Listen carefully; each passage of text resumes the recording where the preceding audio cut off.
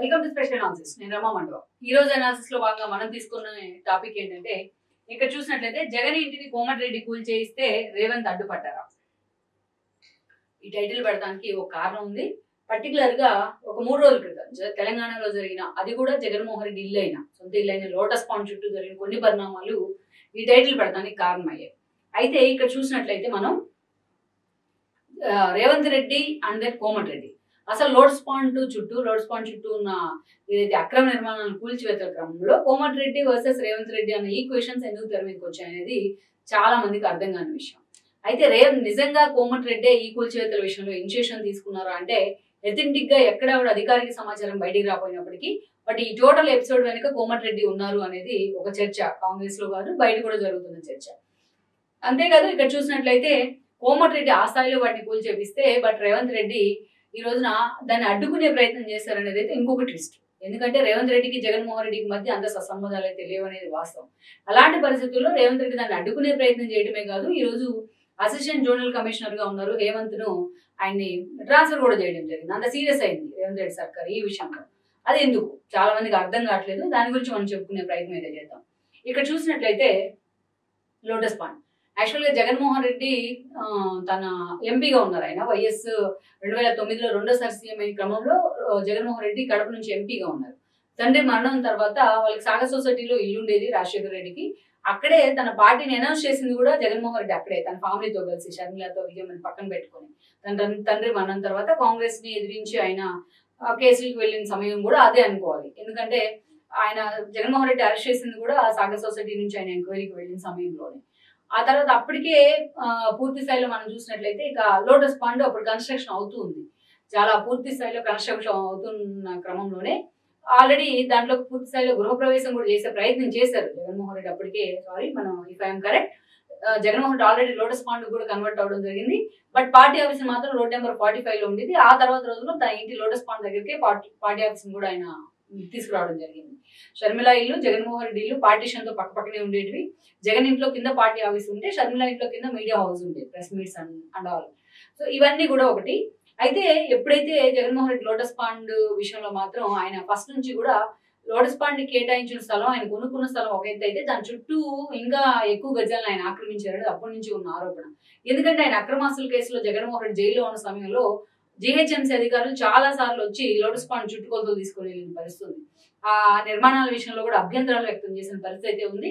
అప్పట్లో lotus pond అనేది ఎప్పుడు కూడా వార్తల్లోకి ఎక్కుతూ వచ్చింది. అసలు లోటస్ పాండ్ అని పేరు రావడానికి కూడా కారణం ఏంటంటే, అక్కడ పక్కనే పార్క్ ఉంది, అది లోటస్ పార్క్. అది ఆ పార్క్ లో ఒక పాండ్ ఉంటుంది, అందుకని దాన్ని లోటస్ పాండ్ అంటారు కూడా ఎప్పుడుని. జూబ్లీహిల్స్ లో ఉంటుంది, మెగా హాస్పిటల్ రోడ్ లో.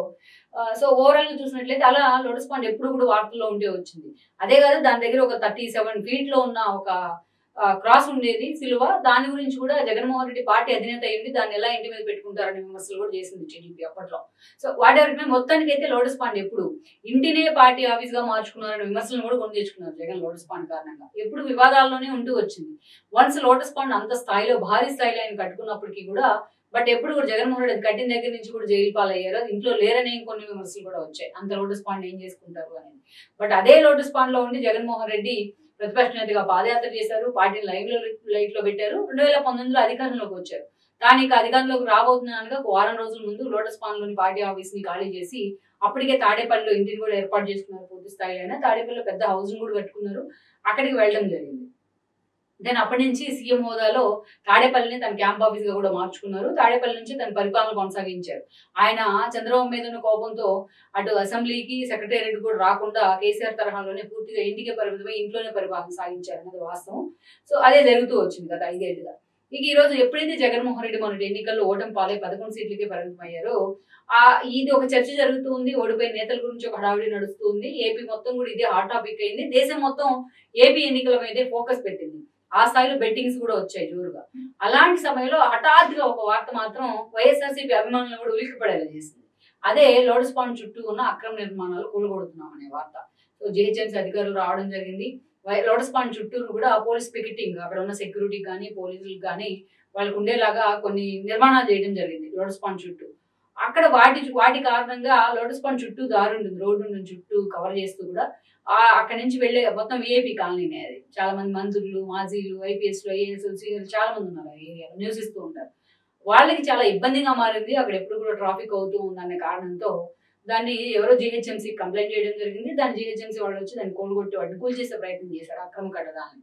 అది జగన్మోహన్ రెడ్డి సీఎం అయినా లేకపోతే ఆయన వీఐపీ అయినా మాకు సంబంధం లేదన్నట్టుగా వాళ్ళు వ్యవహరించారు. అది ఎవరైనా వెల్కమ్ చేయాల్సిందే. అది కూడా ఆయన సీఎం ఉన్నప్పుడు చేస్తే ఇంకా వెల్కమ్ చేయాల్సిందే. అయితే ఇక్కడ ఒక ట్విస్ట్ ఏంటంటే ఇది కోమటిరెడ్డి చేయించారనేది ఒక చర్చ. అధికారులు వద్దన్నప్పటికీ కూడా కోమటిరెడ్డి చేయించారనేది ఒక చర్చ. ఎందుకంటే యాక్చువల్ గా లోటస్ పాండ్ అటువైపు వెనక వైపు ఎంట్రన్స్ నుంచి ఎదురుగానే కోమటిరెడ్డి ఇల్లు ఉంటుంది. ఆయన ఇప్పుడు కోమటిరెడ్డి మంత్రి హోదాలో ఉన్నారు. ఆ కోమటిరెడ్డి అక్కడి నుంచే తన కార్యాలయానికి కూడా రోజు వెళ్లాల్సి ఉంటుంది, రోజు రావాల్సి ఉంటుంది. సో ఈ క్రమంలోనే కోమటిరెడ్డి లాంటి వాళ్ళే ఈ విషయంలో ఇనిషియేట్ తీసుకున్నారు అనేది ఒక చర్చ. ఏదైతే ఈ విషయం తెలిసిన తర్వాత టీవీలో బ్రేకింగ్ చూసిన తర్వాత మీడియాలో దెన్ సుబ్బారెడ్డి లాంటి వాళ్ళు కోమటిరెడ్డికి ఫోన్ చేసినా సరే కోమటిరెడ్డి సైలెంట్ గా ఫోన్ పెట్టేశారన్న చర్చ కూడా జరిగింది. So what ever it may, but Komatireddy initiation తీసుకున్నారా నిజంగా పుకార్లేనని పక్కన పెడితే ఆ అక్రమ నిర్మాణాలన్నీ కూడా జీహెచ్ఎంసీ అధికారులు కూల్ చేశారు. ఇది మొత్తం కూడా వైరల్ అయింది. జగన్మోహన్ రెడ్డి సీఎం గా దిగిపోవడంతోనే, ఆయన పవర్ పోవడంతోనే లోటస్ పాండ్ చుట్టూ కూడా పోలీసులు మోహరించారనో జీహెచ్ఎంసీ అధికారులు దాన్ని పగలగొట్టారన్న వార్తలు వచ్చాయి. మొత్తం మీడియాలో అంతా కూడా బాగా చర్చ జరిగింది ఇది. సో ఈ క్రమం ఇదంతా కూడా రేవంత్ రెడ్డి వైపు మళ్ళీ పరిస్థితి. ఎందుకంటే రేవంత్ రెడ్డి సీఎం ఉన్నారు, ఆయన సర్కార్ అధికారంలో ఉంది కాబట్టి. ఈ క్రమంలోనూ రేవంత్ రెడ్డి అలర్ట్ అయ్యారు. అదేవిధంగా జీహెచ్ఎంసీ జోనల్ కమిషనర్ అయిన హేమంత్ కూడా ఆయన ట్రాన్స్ఫర్ చేసిన పరిస్థితి. పర్మిషన్ ఎక్కడ తీసుకోకుండా హడావిడిగా ఇలాంటి చర్యలు జరుగుతున్నాయి, ఎందుకు మీరు నిమ్ముకున్నారు అని ఆయన ట్రాన్స్ఫర్ కూడా చేశారు. అయితే ఇక్కడే రేవంత్ రెడ్డి మీద ఈ విషయంలో కొన్ని అనుమానాలు ఉన్నాయి. సో అక్రమ నిర్మాణాలను కూలగొడుతుంటే రేవంత్ రెడ్డి ఎందుకు అడ్డుకున్నారు అనేది ఒక చర్చ అయితే, బట్ ఇక్కడే ఒక ట్విస్ట్. ఎందుకంటే రేవంత్ రెడ్డి ఇన్ని రోజులు కూడా సీఎం అయి ఆల్మోస్ట్ 6 నెలలుగా వస్తుంది, ఇప్పటికి సైలెంట్ గానే ఉన్నారు ఆ విషయంలో. కానీ ఇప్పటికిప్పుడు కూల్ చేసినట్లయితే అది మొత్తం కూడా చంద్రబాబు నాయుడు మీదకి వెళ్లే అవకాశం ఉంటుంది. ఎందుకంటే జగన్మోహన్ రెడ్డి అలా దిగిపోయారో లేదో ఇలా ఫోకస్ పెట్టారు రేవంత్ రెడ్డి. జగన్మోహన్ రెడ్డి అలా దిగిపోయారో లేదో రేవంత్ రెడ్డి ఇలా ఆయన ఆస్తుల మీద ఫోకస్ పెట్టారని ఒక చర్చ జరుగుతుంది. ఎందుకంటే సీఎం గా ఉన్న నాళ్ళు అక్రమ కట్టడాలు సక్రమాలు ఎలా అయ్యాయి, ఇన్ని రోజులు కామ్ గా ఉండి ఇప్పుడు ఎందుకు పగలగొడుతున్నారనే చర్చ కూడా హాట్ టాపిక్ అయ్యే అవకాశం ఉంటుంది. ఆయన ప్రత్యర్థులకి ఇది ఒక అవకాశం ఇచ్చినట్టు అవుతుంది కూడా. సున్నితమైన ఇది సెన్సిటివ్ మ్యాటర్ ఇది.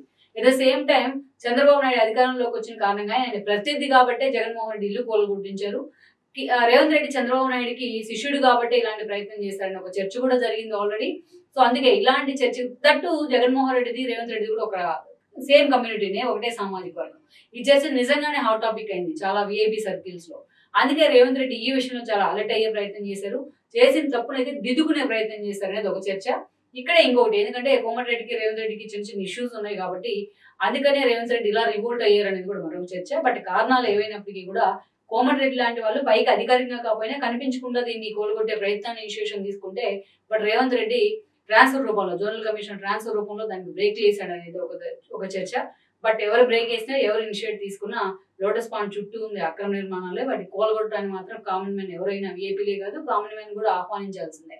సో మొత్తానికి అయితే మాత్రం తన ఓడిపోయిన మరుసటి రోజే, ఏపీలో ఓడిపోయి 11 సీట్లకే పరిమితమైన మరుసటి రోజే లోటస్ పాండ్ చుట్టూ జరిగిన ఈ హడావిడితో మాత్రం జగన్మోహన్ రెడ్డికి ఏపీలోనే కాదు తెలంగాణలో కూడా ఒక ప్రతికూల పరిస్థితులు ఎదుర్కోబోతున్నాయనడానికి ఒక చిహ్నమనే చెప్పాలి రాజకీయం.